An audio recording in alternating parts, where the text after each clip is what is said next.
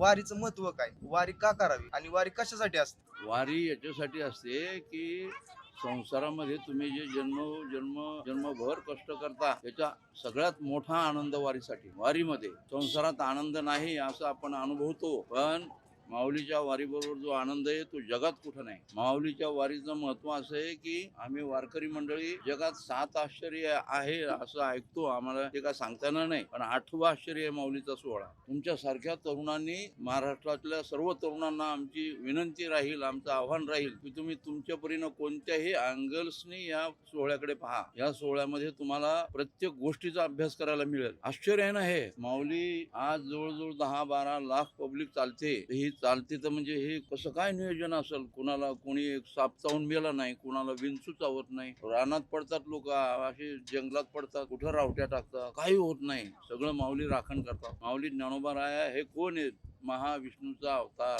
सखा माझा ज्ञानेश्वर. हे महाविष्णूचा अवतार माऊली भगवंत आहे, स्वतः देव आहे आणि त्या देवाचे आम्ही उपासक आहोत. ज्ञानोबा तुकोबाराय म्हणजे वारकऱ्यांचा श्वास आणि उच्छ्वास. आता ह्या गोष्टीचा अभ्यास केला तर तरुणांनी ह्याच्यामध्ये कोणत्याही दृष्टीनं पहा, नियोजन कसं करावं, करा अभ्यास.